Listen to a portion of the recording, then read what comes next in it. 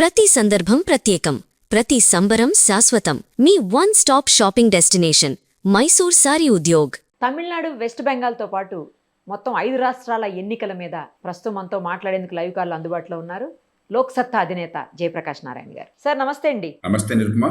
Sir, తమిళనాట విజయం మాత్రం నిజంగా చారిత్రాత్మక విజయంగా అందరూ అభివర్ణిస్తున్నటువంటి పరిస్థితి. ఇప్పుడే చూస్తున్నాం బ్రేకింగ్ న్యూస్, స్టాలిన్ కూడా ఓడిపోయారు. ముఖ్యమంత్రిగా ఉన్నారు మొన్నటి వరకు కూడా, నిన్న మొన్నటి వరకు ఉన్నటువంటి స్టాలిన్ ఓడిపోవటం కూడా ఈ రాజకీయాల్లో పెను మార్పుకి ఆరంభం అని చెప్పొచ్చా? ఎందుకంటే సార్, జనరల్గా ప్రభుత్వ వ్యతిరేకత ఒకటి ఉంటుంది, అలాగే కొత్త వాళ్ళకి ఒక్కసారి అవకాశం ఇచ్చి చూద్దామా అన్న యాంగిల్ ఒకటి ఉంటుంది. వీటన్నిటికీ మించి సినిమా నుంచి వచ్చినటువంటి నటుడుగా అతనికి ఏ మేరకు అతని చరిష్మా పనిచేసిందని అనుకోవచ్చు. అలాగే అసలు దీన్ని ఏ రకంగా చూడొచ్చు? తమిళనాడులో జరిగినటువంటి ఈ ఇది టీవీకి ఏది ఎలా ఉంది, అసలు ఏమనుకోవచ్చు దీన్ని? మీ విశ్లేషణ ఏంటి సార్? నిరుపమ, నిజంగా నిజాయితీగా చెప్పాలంటే మన ఎవరికి తెలియదు, ఇది ఎవ్వరు ఊహించింది కాదు. Exactly sir. ఇవాళ మనం కారణాలు వెతికేది చెప్పొచ్చు రకరకాలుగా. అవును కరెక్ట్. కానీ ఇవేమీ చాలు సార్. ఉదాహరణకి సినిమా యాక్టర్, ఎంతకంటే బలమైన సినిమా యాక్టర్లు వచ్చారు గతంలో కదా. రజనీకాంత్ గొప్ప తమిళనాడు రాష్ట్రం గురువు లొంగించిన మనిషి కదా. అట్లాగే కమల్ హాసన్ గారు, కమల్ హాసన్ కావచ్చు, మరొకరు కావచ్చు. అలాగే అక్కడ భయంకరంగా ప్రభుత్వ వ్యతిరేక ద్వేషం వచ్చింది, లేకపోతే రెండు పార్టీలకు తిరస్కరిస్తున్న ఆధారాలు లేవు. తమిళనాడు భారతదేశంలో ఇవాళ ఉన్నంత మేరకు ఉన్నంతలో కాస్త మంచి పాలన అందుతున్న దేశాల్లో తమిళనాడు ఏ పార్టీ ఉన్నా కూడా అది. Exactly sir. అవును. ఆర్థిక ప్రగతి గత సంవత్సరం 11%, 10.88% ఆర్థిక ప్రగతి గ్రోత్ రేట్. మరి పారిశ్రామికీకరణలో దేశంలో అగ్రస్థానంలో ఉన్నది. మీరు లేబర్ ఇంటెన్సివ్ ఇండస్ట్రీ, ఈ గార్మెంట్స్ కావచ్చు తిరుపూర్ లాంటి ప్రాంతాల్లో, లేకపోతే ఎలక్ట్రానిక్ గూడ్స్, ఈ మధ్యకాలంలో ఉదాహరణకి మనకి ఐఫోన్ వగేరా మొత్తం కేంద్రం అంతా తమిళనాడు. లేదంటే ఆటోమొబైల్ సెక్టర్ తమిళనాడు. అలాగే పట్టణీకరణ, దేశంలో 55% పట్టణీకరణ ఉన్నది తమిళనాడు. మరి అక్కడ అభివృద్ధి మనలాగా హైదరాబాద్కి పరిమితమైంది కాదు. చిన్న పట్టణానికి అభివృద్ధి ఎంత ఉందో అన్ని పట్టణాలకి అంత అభివృద్ధి రాష్ట్రం అంతా విస్తరించున్నారు. సంక్షేమ పథకాలను సమర్థంగా అమలు చేస్తున్నారు. ఆరోగ్యం కాస్త బాగా అందుతున్న రాష్ట్రాలు అదొకటి. మరి పరిపాలనా యంత్రాంగం చూసినట్టయితే అవినీతి అన్ని చోట్ల ఉంది. కానీ పరిపాలనా యంత్రాంగం చూసినట్టయితే మరి కాస్త ఉన్నంతలో మంచి పరిపాలన చేస్తున్న రాష్ట్రంగా తమిళనాడుకి మంచి పేరు ఉంది, ఏ ప్రభుత్వం ఉన్నా కూడా, ఏ పార్టీ ఉన్నా కూడా. కాబట్టి తమిళనాడులో మనం మామూలుగా ఏదో చెప్పినట్టుగా పార్టీ అంటే, ఇప్పుడు జగన్ పార్టీ ఉందనుకోండి, ఆర్థిక ప్రగతి వద్దు, మౌలిక సదుపాయాలు వద్దు, తర్వాత ఒక బండ న్యాయం, ఆ విచిత్ర ధోరణులు ఉన్నాయి. కారణం అన్వేషించవచ్చు. ఇక్కడ అలాంటి కారణాలు లేవు. అలాంటప్పుడు ప్రత్యామ్నాయంగా మూడో పార్టీని అకస్మాత్తుగా తెచ్చారంటే మరింత లోతుకెళ్ళాలి. 2 ఊహాగానాలు చేయొచ్చు. నాకు తెలియదు ఏం జరిగిందో, నాకు తెలిసి నేను చెప్పాను కదా, నాకేం తెలియదు, నాకు అర్థం కావటం లేదు. కానీ 2 మనం ఊహించవచ్చు బుద్ధిని ఉపయోగించి. ఒకటి, ఇప్పటిదాకా రాజకీయ పార్టీలు 2 ప్రధాన శక్తులు ఒక రాష్ట్రంలో కానీ దేశంలో కానీ ఉన్నప్పుడు మధ్యలో ఇంకా సందు లేదు, వాళ్ళు తప్ప ఇంకెవరు లేరని చెప్పిన అది ప్రపంచం అంతా అదే జరుగుతుంది మన ఎన్నికల వ్యవస్థలో. ఇప్పుడు కాలక్రమేణా అది కాదు. ఉన్న రాజకీయాలకి జనం విసిగిపోతున్నారు, వీరు తప్ప ఇంకెవరు లేరని, ప్రత్యామ్నాయం లేరు అనుకోబోకండి అని దానికి ఒక సంకేతం కనిపిస్తుంది. చాలా విచిత్రంగా, అనూహ్యంగా కనిపిస్తుంది. అది మంచిది. ఒక రకంగా ఏంటంటే పార్టీలు ఇప్పుడు ఓట్ల కొనుగోలుకి డబ్బులు పంపిణీ, తెలంగాణ, ఆంధ్రప్రదేశ్, కర్ణాటక, తమిళనాడు ఉన్నాయనుకోండి, ఇప్పటిదాకా రాజకీయం ఏదే కదా, కోటాను రూపాయలతో ఓట్ల కొనుగోలు డబ్బులు పంపిణీ, తాత్కాలికమైన తాయిలాలు, సంక్షేమం పంపిణీ, తన హామీలు, ఓ కులాన్నో దానానో బాగా చూపెట్టడం, ప్రజల ముందు పెట్టడం, కుటుంబంలో వాళ్ళని ప్రోత్సహించి వంశపరంపర రాజకీయాలు పెట్టడం, ఇది మన రాజకీయ నమూనా. ఇది తప్ప ఇంకా వేరేది ప్రస్తుతం లేదు అని చెప్పి అనుకున్న సందర్భంలో ప్రజలు దీనికి విసిగిపోయారు.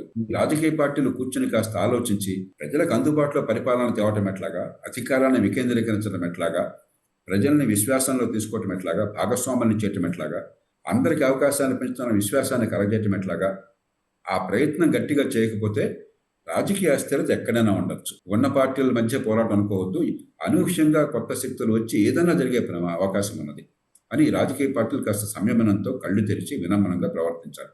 అది ఒక మార్గం. రెండోది, ప్రమాద కంటే కూడా ఉన్నది. ప్రజలు ముఖ్యంగా జెన్జీ అంటాం, జెన్జీ కానీ మరి కొందరు కానీ అద్భుతాలు ఆశిస్తున్నారు అనుకోండి. మీకు గుర్తుందా, ఒక తెలుగు సినిమా వచ్చింది ఒకే ఒక్కడు అని చెప్పాను. ఒక కుర్రాడు అకస్మాత్తుగా ముఖ్యమంత్రి మార్చేస్తాడు. ఇది ఒక అద్భుత కల్పన. ఇది కేవలం కాల్పనిక సాహిత్యంలో సినిమాలో చూపెట్టారు కానీ అది మూర్ఖత్వం, అలా ఎప్పుడు జరగదు, సాధ్యం కాదు. ఇప్పుడు ఈ జెన్జీ సోషల్ మీడియా యుగంలో క్షణాల్లో నా జీవితం మారిపోవాలి, అద్భుతమైన జీవితం నాకు రావాలా అని చెప్పిన భావంతో, ఊహాగానాలతో రాజకీయంగా స్పందిస్తున్నారు అనుకోండి, ఆ దేశానికి చాలా అస్థిరత్వానికి చిహ్నం, ప్రమాదానికి చిహ్నం. ఒకవేళ అది కనుక దీనిలో కొంత వాస్తవమైనట్టయితే రాజకీయ పార్టీలు ప్రజలకు చేరువుగా అధికారాన్ని తీసుకొచ్చి ప్రజలకు విశ్వాసాన్ని కలగజేసి మంచి విద్యని ఆరోగ్యం మంచి విద్యని నైపుణ్యాన్ని అందించి అదే పెరుగుతున్న ఆర్థిక వ్యవస్థలో నీకు కూడా అవకాశం ఉంటుంది, కష్టపడాలి, వెంటనే జరగదు, కొంతకాలం పడుతుంది, కుటుంబం కానీ దేశం కానీ జీవన ప్రణాళిక పెరగాలని చెప్పంటే, కానీ గ్యారంటీగా నీకు వస్తే నీకు భాగస్వామ్యం ఉంటుంది, నువ్వు ప్రయత్నం కావాలి అని చెప్పని కొంచెం దీర్ఘకాలంగా ప్రయత్నానికి సిద్ధం చేయాలి. అధికారాన్ని జనం చేతికి తీసుకొచ్చి ఇది మా చుట్టూ తిరిగేది మీ చుట్టూ తిరిగేది మీ చేతుల్లో ఉంది, అధికార వికేంద్రీకరణ చేయాలి. ఆ ప్రయత్నం చేయకపోతే మనం చాలా అల్లకల్లోనే గురయ్యే ప్రమాదం. ఈ మధ్యకాలంలో మనం చూసాం, మన చుట్టుపక్కల 2 దేశాల్లో చూసాం. మనం శ్రీలంకలో ఏమైంది, అనురాగ్ నాయక ఒక చిన్న పార్టీ జనతా విముక్తి పెరుమాణ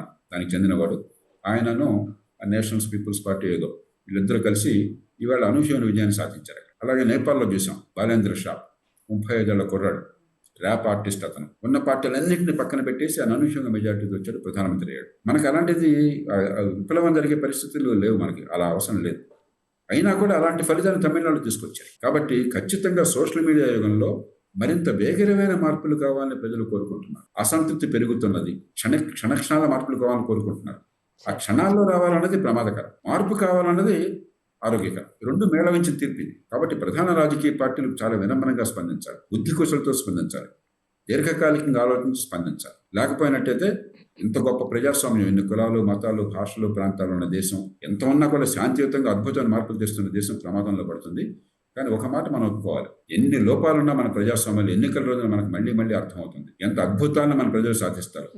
నిన్నటి దాకా ఎవరు ఊహించుంటారు కదా స్టాలిన్ ఓడిపోతారు, లేకపోతే విజయం లేకపోతే ముఖ్యమంత్రి అవుతాడు, కానీ ఎవరు ఊహించుంటారు కదా పొరపాటును కూడా.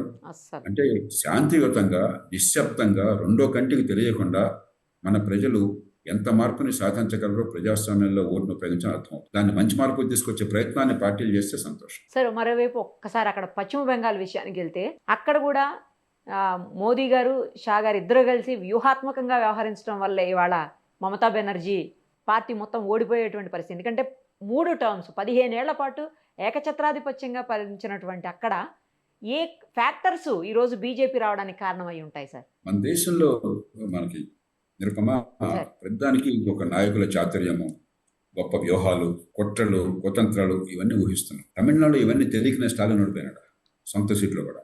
అది నిజమేలే సార్. ప్రజల ఓటుకి ఇవన్నీ భాష్యం చెప్పడం అనేది అది తెలియగల పని కాదు. చాలా స్పష్టంగా మనకు అర్థమవుతుంది. ఒక 30 ఏళ్ల పాటు మార్క్సిస్ట్ పార్టీ పిడివాదాన్ని పట్టుకుని ఆనాటి లైసెన్స్ పర్మిట్ రాజ్యంలో అధికారంలోకి వచ్చిన పార్టీ కాబట్టి ఆ పిడివాదాన్ని దేశంలో పరిస్థితులు మారుతున్నా కూడా, కమ్యూనిస్ట్ దేశాల్లో పరిస్థితులు మారుతున్నా కూడా దాన్ని గమనించకుండా యథాస్థితి కొనసాగించింది. 91లో సోవియట్ యూనియన్ మొక్కలైపోయింది. 78లో చైనా లాంటి దేశం ఆధునిక ఆర్థిక వ్యవస్థకు దారితీసింది. 2011 దాకా అధికారంలో ఉండి ఆ పాశ్చాత్య పద్ధతులను అమ్ముకుని అలా కూర్చున్నారు. ఆ నేపథ్యంలో మమతా బెనర్జీ వీరోచిత పోరాటం చేసి కొన్ని ఏళ్ల పాటు, బహుశా దశాబ్దం పైగా సొంత ఒంటి కాళ్ళ మీద నిలబడి పోరాటం చేసి మార్క్సిస్ట్ పార్టీకి ప్రత్యామ్నాయంగా అధికారంలోకి వచ్చింది. అప్పుడు ఏం చేయాలా? ప్రత్యామ్నాయ ఆర్థిక విధానాలను తీసుకొచ్చి వాళ్ళు ఏ తప్పులు చేశారో వాటిని సవరించి ఆర్థిక ప్రగతికి బాటలు వేయాలి. స్వతంత్రం వచ్చిన తొలినాడు పశ్చిమ బెంగాల్ దేశ ఆర్థిక వ్యవస్థలో 11% వాటాను పొందింది. మొత్తం దేశ జీడీపీలో 11%. కాలక్రమేణా తగ్గి ఇప్పుడు 5.5% పడిపోయింది. బెంగాల్ ప్రగతి లేదని కాదు, బెంగాల్లో కూడా కొంత ప్రగతి వచ్చింది, కానీ మిగతా రాష్ట్రాలు మరింత ఎక్కువ ప్రగతిని సాధించినాయి. బెంగాల్ వాటా తగ్గిపోయింది. మరి మమతా బెనర్జీ పేరుకి అధికారం మారినా కూడా అదే పద్ధతులు అనుసరించింది. అదే పద్ధతులు. పరిశ్రమ వస్తే వాడు పాపంగా భావించారు. కొన్ని వందల కంపెనీలు, కొంతమంది చెప్తున్నారు 1000 కంపెనీలు ఆ దేశాన్ని బెంగాల్ నుంచి పారిపోయినాయి ఈవిడ వచ్చిన తర్వాత కూడా. దేశం అంతా కూడా ఇప్పుడు ఎన్ని తప్పులున్నా కూడా ఆంధ్రప్రదేశ్ కావచ్చు, తెలంగాణ కావచ్చు, కర్ణాటక కావచ్చు, తమిళనాడు కావచ్చు, మహారాష్ట్ర కావచ్చు, గుజరాత్ కావచ్చు, ఇటీవల యూపీ కావచ్చు, ఒరిస్సా కావచ్చు, మధ్యప్రదేశ్ కావచ్చు, ఛత్తీస్గఢ్ కావచ్చు, ఏం చేస్తున్నాయి? మౌలిక సదుపాయాలు, పెట్టుబడులు, ఆర్థిక ప్రగతి, ఉపాధి కల్పన, ఇది కదా జరుగుతుంది. చేస్తున్నారు, లంచాలు తింటున్నారు, ఓట్లకు డబ్బులు పంచుతున్నారు, ఇవన్నీ జరుగుతున్నాయి. కానీ ఎంతో కొంత ఆర్థిక ప్రగతి, పెట్టుబడులు, మౌలిక సదుపాయాలు చర్చ దాని మీద జరుగుతుంది. ఒక పశ్చిమ బెంగాల్లో తప్ప, మొన్నటి దాకా 5 ఏళ్ల కాలం ఆంధ్రప్రదేశ్లో తప్ప ప్రజలు తిరస్కరించింది దాన్ని. మోదీ వ్యూహంగా అది పనిచేసింది, అమిత్ షా వ్యూహంగా. ఈ పార్టీ వాళ్ళు ఎంతో కొంత ఆర్థిక ప్రగతికి, మౌలిక సదుపాయాలకి, పెట్టుబడులకి, ఉపాధి కల్పనకి, ఆర్థిక క్రమశిక్షణకి అంకితమై ఉన్నారని ఒక నమ్మకం విశ్వసనీయతలో. ఆ నమ్మకాన్ని వాళ్ళు కనుక నిలబెట్టుకుని నిజాయితీగా మౌలిక సదుపాయాల కల్పన, పెట్టుబడులు, ఆర్థిక ప్రగతి దానికి దోహదం చేస్తే అప్పుడు ఖచ్చితంగా ఆ పార్టీని ప్రజలు ఆదరిస్తారు. లేకపోతే ప్రజలు క్షమించరు, వీళ్ళని ఇంటికి పంపిస్తారు. అంతే తప్ప ఇది కుట్రల వల్ల, కుతంత్రాల వల్ల ప్రజాస్వామ్యంలో జయాపజయాలు సాధ్యమైతే ఒక విజయం వచ్చినవాడనా ఒక మమతా బెనర్జీ వచ్చిండేదా? ఇవన్నీ ఇటీవల కాలంలో ఊరికే మనం చాలా శుష్కమైన వాదనలు చేస్తున్నాం, వితండ వాదనలు చేస్తున్నాం. నేను ఖచ్చితంగా చెప్తున్నాను, మీకు ఎస్ఐఆర్ వల్లనో ఎన్నికల సంఘం వల్లనో ఈవీఎంల వల్లనో ఎన్నికల ఫలితాలు మారవు. విజయ్కేమీ ఈవీఎంలలో మార్చే శక్తి లేదు, ఆయనకి అధికార బలం లేదు, అయినా నెగ్గాడు ఇవాళ. కాబట్టి కొంచెం దొంగ మార్గుల వాళ్ళు వెతకకుండా, ఈ తప్పుడు వివరణలు ఇవ్వకుండా నిజాయితీగా ప్రజల మద్దతుని సేకరించాలి, ప్రజల భావాన్ని గమనించాలి, ప్రజల తీర్పుని వినమ్రంగా స్వీకరించాలి. ఆ వినమ్రత లేకపోతే, సరిదిద్దుకునే తత్వం లేకపోతే, అవును ఈ పొరపాట్లు జరిగినాయి, ప్రజల ఆకాంక్షలకు అనుగుణంగా స్పందించలేకపోతున్నాం, ఎక్కడ సందర్భం అర్థం చేసుకుందాం, సవరిద్దాం అనుకోకపోతే, అయితే ప్రజలు తప్పు, వాళ్ళు తప్పేశారు, మా ఓటు సరిగ్గా ఇవ్వడం వాళ్ళ తప్పు, లేకపోతే ఎన్నికల సంఘం తప్పు. ఇది ఈ మధ్యకాలంలో జరుగుతున్న చర్చ. ఇది ప్రజాస్వామ్యంలో అనారోగ్యకరమైన చర్చ. ఇక కేరళంలో యూడిఎఫ్ విజయం మీద మీ స్పందన సార్? ఏమీ ఆశ్చర్యం లేదు. కేరళలో గత 60 ఏళ్లుగా టంచన్గా ఉన్న పార్టీని దింపేస్తున్నారు. నిజానికి 10 ఏళ్ల పాటు మార్క్సిస్ట్ పార్టీని కొనసాగించడమే పినరయి విజయన్ నాయకత్వం పట్ల ఉన్న నమ్మకం. కాబట్టి ఇది ఏమాత్రం ఆశ్చర్యం లేదు. ఇంకోసారి కూడా మార్క్సిస్ట్ వస్తే ఆశ్చర్యపోయి ఉండేవాళ్ళు. వాళ్ళేం తప్పు పరిపాలన లేదు, మంచి పరిపాలన ఇచ్చారు, ఉన్నంతలో బాగానే ఇచ్చారు. ఇప్పుడు యూడిఎఫ్ కూడా కేరళలో మంచి పరిపాలన ఇస్తుంది. పెద్దగా అక్కడ ఏ పార్టీ వచ్చినా కూడా మౌలికమైన తేడా ఉండదు. ఆ మొఖాలు మారుతాయి కానీ పరిపాలనలో పెద్ద మార్పు ఉండదు, అధికార వికేంద్రం కొనసాగుతుంది, ఉన్నంతలో కొన్ని మంచి ఫలితాలు తెస్తున్నారు. కాబట్టి కేరళలో ఏ రకంగానూ ఆశ్చర్యకరమైన ఫలితం కాదు. దానికి ఏమన్నా అంటే ఇక్కడ కాంగ్రెస్ పార్టీ ముఖ్యంగా రేవంత్ రెడ్డి గారి ఇంపాక్ట్ కూడా అక్కడ చాలా ఉందని చెప్పేసి ఈరోజు ఇక్కడ సంబరాలు చేసుకుంటున్నటువంటి పరిస్థితి ఉంది. విజయానికి అందరూ తండ్రులే, అపజయం అనాథ. ఓడిపోతే మాకేం ప్రేమే లేదని చెప్తాం, గెలిస్తే అంత నాదా అని చెప్పుకుంటాం. మరి అక్కడ వాళ్ళ కూటమి ఓడిపోయింది కదా తమిళనాడులో, దానికి భారం ఎవరు వహిస్తారు? ఓడిపోతే రాహుల్ గాంధీ భారం అక్కడ. కాబట్టి ఇవన్నీ ఊరికి మనం అనుకోవటం అంతే. ఖచ్చితంగా ఒక ప్రచారానికి పనికొస్తాయి వీళ్ళంతా కొంత, కానీ ప్రచారం వల్ల ఓట్లు పడతాయి అనుకున్నట్టయితే తమిళనాడులో అతి తక్కువ ప్రచారం జరిగింది నాకు అర్థమైనంత వరకు విజయ పార్టీకి. మరి ఎట్లా గెలిచారు? ఇవన్నీ ఊరికి మనం అనుకోవడం అంతే. పుదుచ్చేరి మళ్ళీ సేమ్ పార్టీస్ రావడం అంటే అక్కడ ఏమాత్రం ప్రభుత్వ వ్యతిరేకత లేదనుకోవాలా, లేకపోతే వీళ్ళు సుపరిపాలన అందించారనుకోవాలా? గతంలో మీకు గుర్తుందో ఒక 30 ఏళ్ల పాటు, 1980ల దశకం నుంచి 89 నుంచి ఒక 25 ఏళ్ల పాటు అధికారంలో పార్టీ ఉంటే ఓడిపోవటం ఖాయం అనేది ఒక నానుడిగా ఉండేది. ఒకే ఒక్క మినహాయింపు పశ్చిమ బెంగాల్ ఆనాడు 2011 దాకా. లేకపోతే భారతదేశంలో భారతీయ అధికారంలో ఉంటే ఎన్నికలు వచ్చే ఎన్నికలు ఓడిపోవటం ఖాయము. అది ఒక సంప్రదాయం. గత 20 ఏళ్లుగా కాస్త పరిస్థితి మారి ప్రజలు ఇంకొక అవకాశాన్ని ఇస్తున్నారు. ఒక పర్లేదు అన్నమాట. చంద్రబాబు నాయుడు గారికి 99లో మళ్ళీ అవకాశం ఇచ్చారు. వాజ్పేయి గారు కూడా కూటమి నాయకులు. రాజశేఖర రెడ్డి గారికి 2009లో మళ్ళీ ఇంకోసారి అవకాశం ఇచ్చారు. అట్లాగే మరి 20 ఏళ్ల పాటు 25 ఏళ్ల పాటు అవకాశం ఇచ్చారు ఒరిస్సాలో నవీన్ పట్నాయక్. ఇట్లా గత 20 ఏళ్ళుగా ఏంటంటే గుడ్డిగా ఉన్న ప్రభుత్వాన్ని దింపడం కాకుండా కాస్త తులనాత్మక పరిశీలన, ఉన్నంతలో కాస్త బాగానే చేస్తున్నారు కదా, కొంచెం ఛాన్స్ ఇద్దాం. శాశ్వతంగా ఎవరు? కేసీఆర్కి ఇంకో 2వ ఛాన్స్ ఇచ్చారు. ఇట్లాగా ప్రజలు కొంచెం టైం ఇస్తున్నారు. అంటే కొంచెం ఒక మాదిరిగా ఉంది, పర్వాలేదు, అనుకున్నంత పూర్తి కాకపోయినా అనుకున్నట్టయితే ఇంకో అవకాశం ఇస్తున్నారు. అట్లా చూడాలి తప్ప అంతకుమించి ఏం కాదు. పాండిచ్చేరి కావచ్చు, అస్సాం కావచ్చు, ఇంకొక అవకాశం ఇచ్చారు అయితే అంతే. ఎవరైనా సరే ఇక ఇది నాది శాశ్వతమైన నవ్వడో అధిగమించాలని చెప్పుకుంటే తమిళనాడులాగా కొత్త ప్రత్యామ్నాయాన్ని సృష్టించుకోవచ్చు. మరి స్టాలిన్ దింపినట్టుగా మహారాజును అనుకున్నవాడిని కూడా దింపేయచ్చు. ఎవరు కూడా ప్రజాస్వామ్యం, మన ప్రజాస్వామ్యం అట్లా అనుకోవడానికి ఆస్కారం లేదు. ఏది ఏమైనా ఫైనల్లీ ఓటర్లు అయితే చాలా తెలివైన వాళ్ళు సార్, అందులో డౌటే లేదు. ఖచ్చితంగా ఎంతో కొంత పరిణతి చూపెడుతున్నారు. అంతకు మించి ప్రజాస్వామ్యంలో మనకి బలం ఉంది, జీవం ఉంది. కొన్ని సందర్భాలు నిరాశ కలుగుతుంది. తెలంగాణలో మనం హైదరాబాద్లో ఉన్నాము, రోజు వింటున్నాము, మన చెవులు పడుతుంది కదా, అవినీతి ఎట్లా ఉంది, కుట్రలు ఎట్లా ఉన్నాయి, దుర్మార్గాలు ఎట్లా ఉన్నాయి, అహంకారం ఎట్లా ఉంది, కనిపిస్తుంది కదా మనకి.